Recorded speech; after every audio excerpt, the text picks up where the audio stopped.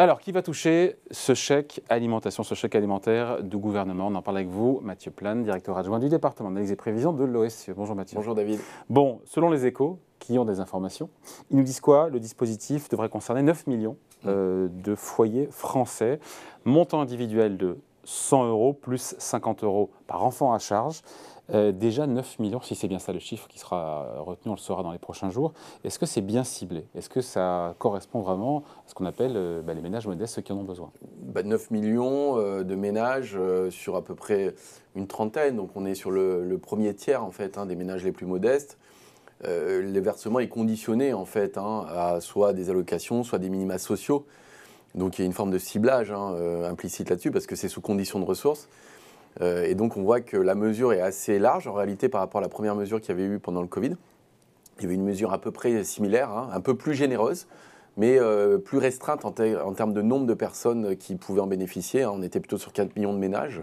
C'était surtout les bénéficiaires du RSA. Comment savoir là si on fait partie des 9 millions? Parce qu'on ne sait pas si on fait partie du tiers, du premier tiers des... En gros, c'est d'abord, est-ce que vous êtes bénéficiaire des minima sociaux, que ce soit du RSA, mais ça peut être aussi l'allocation de solidarité, notamment. Il y a aussi l'allocation pour les personnes âgées, l'allocation adultes handicapés, toute la fourchette des minima sociaux. Et également les bénéficiaires des APL. Et ça, c'est nouveau parce qu'effectivement, dans la première mouture qu'il y avait eu en 2020, il n'y avait pas les bénéficiaires des APL, ou alors il fallait bénéficier d'APL avec enfants. Et donc, dans la question des APL, la difficulté, c'est qu'effectivement, les APL, il y a aussi les étudiants qui touchent les APL. Ouais. Et là, il se trouve que normalement, quand vous êtes un foyer et que vous touchez des APL, même si vous n'avez pas d'enfants, vous pourrez bénéficier de ce chèque qui serait de 100 € si vous n'avez pas d'enfants. Bon, chèque exceptionnel, ce n'est pas un chèque, encore une fois, récurrent, ce n'est pas un chèque mensuel. One shot, ouais. Pourquoi? On le sait ou pas? Et le montant, quand on regarde le montant, ça paraît quand même faible. On voit que c'est des mesures d'urgence face à un choc inflation important, alors qui quand même si les Français sont très inquiets sur la question alimentaire, comme on peut le voir, en réalité le choc macro passe quand même encore beaucoup par l'énergie. On voit les montants sont très importants, mais il y a eu le bouclier tarifaire qui a été mis en place, la remise de 15 centimes à 18 centimes, si vous comptez toutes les taxes par litre de carburant, mais qui normalement devrait être étendue jusqu'à l'ensemble de l'année. Donc il reste notamment on va dire des trous dans la raquette, et notamment la question de l'alimentaire.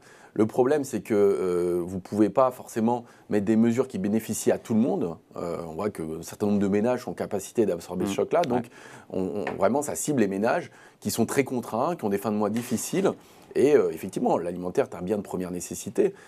Donc, dans cette question-là, vous allez faire du ciblage. Le montant, en réalité, budgétaire est assez faible par rapport au reste. Quand on regarde, on parle d'1 milliard d'euros. Oui. Si vous regardez ce qui va être déboursé, notamment sur l'ensemble des mesures pour l'énergie, un bouclier tarifaire ou la remise de 15 centimes sur l'ensemble de l'année, on est presque pas loin de 30 milliards. Donc c'est faible, on est d'accord, c'est faible comme montant. C'est assez faible, c'est assez ciblé. Vous regardez par exemple la revalorisation des prestations sociales de 4% au mois de juillet, c'est 8 milliards d'euros sur 6 mois. Donc on est sur quelque chose de très ciblé.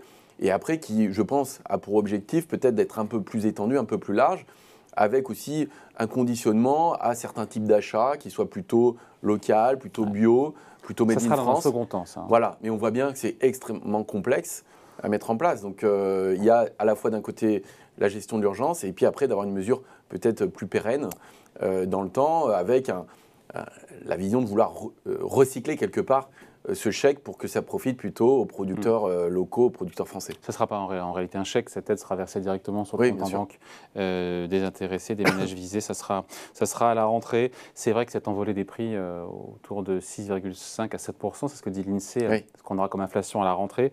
Ça met la pression sur le gouvernement pour en faire plus, avec, vous l'évoquiez Mathieu, l'augmentation de 4% des pensions de retraite et des prestations sociales. Coût 8 milliards d'euros, m'avez dit.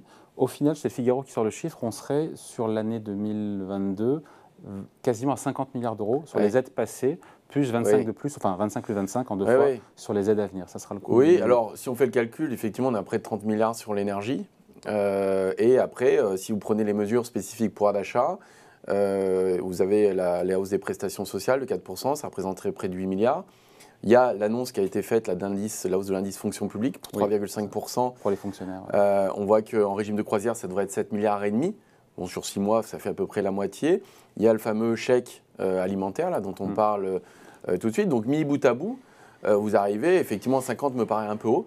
Mais moi, je dirais, sur l'ensemble, on fait des mesures adoptées depuis mais on est peut-être à l'automne 45, dernier. ce que je veux dire, on reste dans une forme de quoi qu'il en coûte. Alors, c'est pas autant que pour la crise sanitaire, on était plutôt à 70 milliards. On reste dans quoi qu'il en coûte, alors que Bruno Le Maire nous dit clairement que c'était quasiment fini, ça. Oui, alors on voit bien que c'est pas exactement la même chose.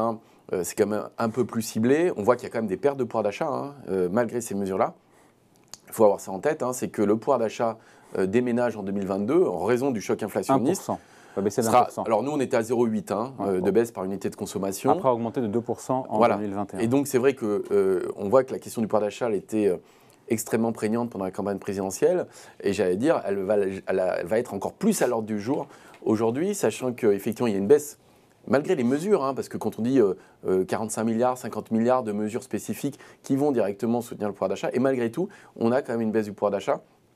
Et avec derrière quelque chose aussi compliqué, ce n'est pas qu'un choc macroéconomique, c'est aussi la question de qui absorbe ces pertes de pouvoir d'achat, qui perd en fait en pouvoir d'achat. On voit que la distribution est assez inégale en fonction de votre exposition à l'énergie. On voit que la consommation d'énergie peut être très différente selon le type de ménage. Si vous êtes urbain ou au contraire périurbain ou zone rurale, selon votre niveau de vie, selon votre logement individuel ou dans des logements appartements.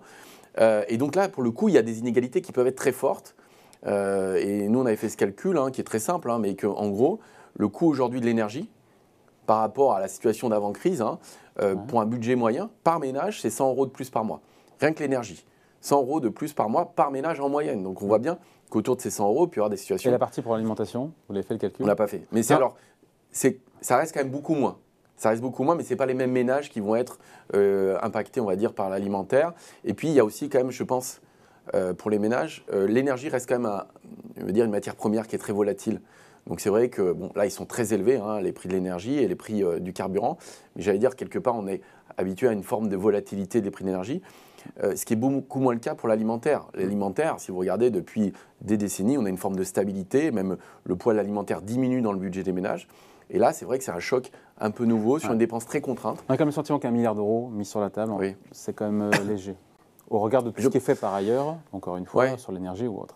Je pense que effectivement, le gouvernement table sur d'autres mesures qui sont plus du type de revenu, enfin le revenu global, c'est-à-dire que ce soit par exemple par les prestations sociales, parce qu'il ne faut pas l'oublier. Malgré tout, ce chèque alimentaire va bénéficier surtout aux bénéficiaires de prestations sociales, de minima sociaux, qui sont eux-mêmes revalorisés quand même.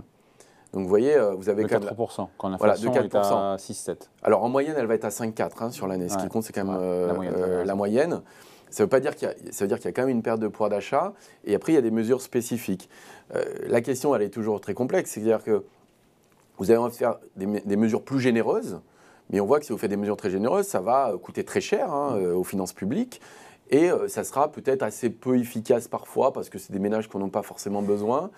On voit que ça peut avoir des effets aussi de second ordre collatéral, c'est-à-dire que, par exemple, si vous baissiez les taxes sur les biens alimentaires, on voit que d'abord, c'est très compliqué de passer en dessous de 5%. Aujourd'hui, on est à 5,5%, donc il y avait l'idée de revenir à zéro, mais on voit qu'avec les... Et puis ça bénéficie à tout le monde. Et ça bénéficie à tout le monde, y compris sur des produits alimentaires de luxe ou pas de luxe.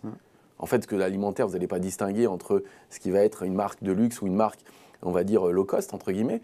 Donc, vous avez toujours cette difficulté, c'est qu'au bout d'un moment, vous souhaitez cibler, mais vous rentrez vite dans une usine à gaz. Et plus vous ciblez, moins vous êtes finalement généreux. Et plus vous... Non, mais on peut imaginer le même ciblage à 9 millions de foyers, mais avec un chèque, non pas de 100, mais de 200 ou 300 euros.